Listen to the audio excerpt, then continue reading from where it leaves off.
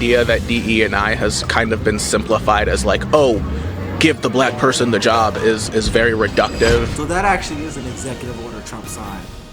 What's wrong? Hey, great woman. This is a great woman. You just called me a Nazi and told me to kill myself. That's crazy. Hey, that's the left right there. That's the left. That's the left right there. That's how they act. What was he saying? I didn't hear exactly what he said. He said you were a Nazi, and he stick his middle finger up at you. So what's going on now is apparently there are a lot of angry liberals walking around after Trump's first week in office. I hope it's not too bad, but let's see exactly why people are angry. Let's see exactly what orders they disagree with. So far, it's been a week of a lot of change, obviously, with Donald Trump. So let's not waste any more time. My name is LFR JoJo, a college student studying engineering, and let's not waste no more time. Let's go. If you want to support my work at patreon.com/Caitlin Bennett. So, Trump's first week in office. That's my only reaction. What would you grade him?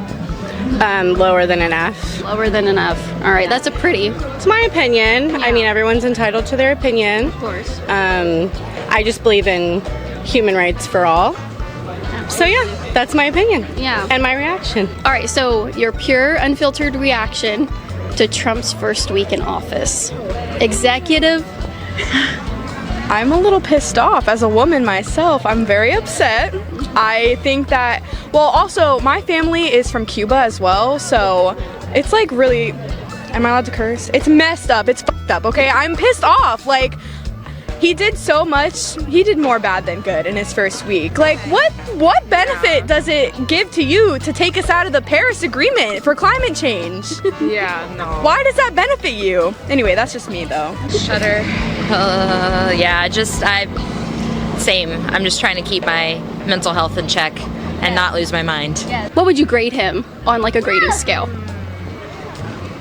An F. An F. Definitely. Yeah. Like a U for unsatisfactory. Like if there was something lower than F, that would be him. It's like the Harry Potter, the Harry Potter grading scale. U for unacceptable. What would you grade him? F. F? F immediately. F and no comment. F. You're like, oh, I know the answer. I mean, it's too soon to say right now. It's kind of hard to say, but not going great right now. -5. -5. Okay. Million. He can suck it. I guess it's negative because of the Gulf America thing, yeah. Okay, Gulf of America, you're not a fan. No, I think it's pointless. Like, you have so much other things to be worrying about, and you're worried about the Gulf of America. Like, all right, if you could tell President Trump what he should be worried about instead, what would you advise him on? His hairline. Okay, I get she's trying to be funny, but I want to be a little serious for a minute. I want to be a little serious. I don't want to cut the mood or nothing, but if you're going to question somebody who's the president of the United States, have a real reason to question them. I've noticed watching these videos, a lot of people don't know why they don't like Trump. I'm not saying you have to like him. I'm not a dictator. It's a land of the free, home of the brave. You have the right, the freedom of speech to say and do whatever you want in this country. That's what makes this country so amazing. However, if you want to see change, if you want people to take you serious, have a real reason. Because some people might agree with you. Some people may not. But when you say his hairline, it just comes off as childish, if I'm being honest. The hairline, the economy, the American people, housing, and that's about it. I get 8%. He'd do all right. E for effort. Okay. E for effort. Yes, because he has done a lot. Yeah, E for effort. But I will make, you know how they have like the behavior part of the report card. I will make sure to send a whole bunch of notes home to mom. Okay. To let her know, like, your son needs to get his heart right. He needs to get his mind right. So that would be like a U for unsatisfactory. Unsatisfactory in the behavior part. I think he's on a tantrum trying to prove a point. So yeah. How would you grade Trump's first week in office? Oh, I hate it. I hate it. Are you in a bad mood today? No. Oh, great. No. Great mood, actually. Okay, so that's you in a great mood. In a good mood. Okay. Very bad. Poor. Yes. makes me very fearful for my country. We're talking about breaking up with the government, not our country, but the government. There's a difference. Yes, a big difference. For love of country, but not for love of government. Ton of executive orders. Yeah, I don't even know how many. Like, I think over 100. Yeah, over 100. So it's a crazy amount. Could you point to one that you've heard about that you're like, oh my gosh, that's the worst one and the one I'm most worried about? Well, there's several, but definitely anything having to do with like immigration, the birthright citizenship. Yeah. He's fucking with our Constitution, so that's scary to me. So yeah, that's probably the one of the most concerning. But they're all concerning to me because, you know, I believe I'm a huge ally to the LGBTQ plus community. He's taking away the rights of trans people. It's really scary to me because everyone deserves the right to live their life as long as they're not hurting anybody. Yeah. What rights has he taken from trans people? Well, first off, he's taken away their protection in prison, and just because they're prisoners doesn't mean that they don't deserve protection. Before we get too far... So if you guys don't know, when she was talking about the amendment, she was talking about when Donald Trump said, basically, illegal immigrants born who have children in America's children are not American citizens. That was the executive order that she's referring to. And I actually read that executive order. People were saying that Donald Trump's taking away my birthright citizenship. He's taking away my kids' birthright citizenship. And it just made me think, what % of people actually read the orders? I really want to know, because I read them. And I read it and I was like, what are people talking about? What exactly are people talking about? They didn't read this order. Another one that they didn't read was when people were talking about the DEI. Donald Trump overturned Lyndon B. Johnson's executive order. And a lot of people were online saying that, veterans are DEI. Veterans are DEI. Veterans are a form of equity. But in his executive order, in Section 7, I remember the exact section, he said this does not include veterans. The reason I'm bringing this stuff up is because I believe the majority of people don't read what Donald Trump's doing. They don't know. They're very ignorant about it. And I may be wrong. Maybe everyone's just reading his executive orders all day. But I don't think so. I really don't think majority of people read it. I think they're watching the news, whether the left-leaning news or the right-leaning, and they're just following it. But I will say, try to go out there and read what he's doing or really follow what he's doing so you can have an objective point of view. With his executive orders, all the tons of executive orders he signed, has there been any that stuck out to you like you're really worried about? Gosh, everything from just taking the, the preserved lands and of course equal rights, and I mean, I'm at this point I'm like, Max, when can I move to Canada? Come on up. I think him going after the DE&I initiatives have been really, really damning. Like I work in DE&I for my job right now, and I have. So is that like a department? Yes, okay. Diversity, equity, and inclusion. Right. And I think the idea that DE&I has kind of been simplified as like, oh, give the black person the job is very reductive, and is. So that actually is an executive order Trump signed. The order actually said he's closing all of these departments. So I would hope this young man isn't working in the executive branch, because he literally lost his job if he is. I would hope no one's losing their job, but he said he works in that department, so I would understand his anger of losing his job, because who wants to lose a job? But let's continue. Black person, the job is very reductive, and is an insult to the intelligence of Americans. Ooh. Would you agree with that one, or is there something else that you're like? I would agree with that one. Another one is the pardoning of the January 6th insurrectionists. Right. Like watching a video of like some of them that got off this week, and like the violence they partook on police officers and Capitol security. It's like, thin blue line everything on the red side until it happens to be from insurrectionists, stand with the police until. And it's just kind of horrifying and a little scary to see. So that one is like, wow, this is sort of unprecedented power. at this Do point. you think all 1,500 of them that were pardoned deserve to be in jail? That's a blanket statement, and so I don't want to say yes or no.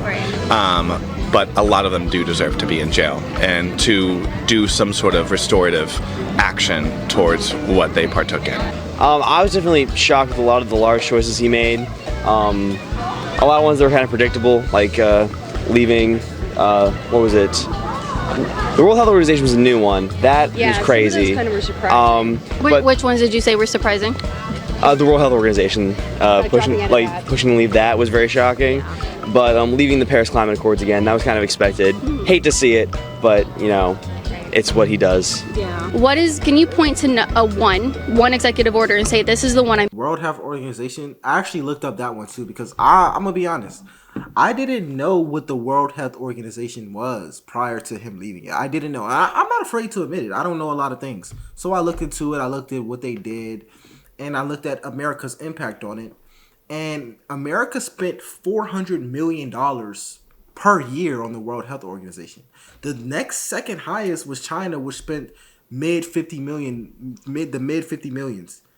So the reason why this is troubling for me is because we're spending $400 million per year.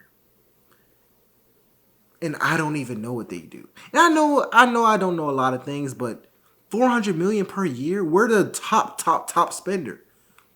And what do they do for Americans? I've never heard of Americans say, "Oh, I'm so thankful for the World Health Organization." I'm not saying they're not important. But if we're spending $400 million a year, I would assume they're doing something especially generous to Americans. But maybe that's not the case. And I also, Donald Trump said that they offer to lower the amount we spend per year just so we can stay in it.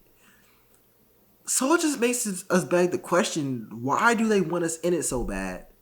And why were we spending so much before and they didn't say anything about lowering how much we spent then? Two questions I have, but I'm a little ignorant on the World Health Organization, so let me know if you guys know. I'm most worried about, or this is the one I'm most unhappy with? Probably the climate change. The climate change It's kind of concerning because it's real and some people don't really believe in it, you know, and just, you know, as someone who paints himself out to be a Christian, you know, you're not very like loving as Jesus did. You want to walk as what he did, and everything you're doing is the complete opposite, you know, and that kind of puts a bad light on us, you know, because I myself am Christian, but I don't agree with a lot of what you're saying at all. Because I love everyone. I literally love, you know, everyone, although the LGBTQ, you know, everything, these people are in danger and it's not fair to them just because of who they are. Could you elaborate on that? What protections in prison? I haven't heard about that one. So that's one of his executive orders, that he is removing their protection in prison. A lot of them are gonna have to go to their biological, where they were born, you know, what they were born with versus what they're, you know, choosing for themselves. Okay. So trans women put two and two together. A trans woman in a male prison is a very scary thing to think about. Okay. I wouldn't want to be on the male side of a prison. I wouldn't want to be in prison anywhere on either side, but yeah, no, I get it. That's just one of the, that's just the tip of the iceberg, you know.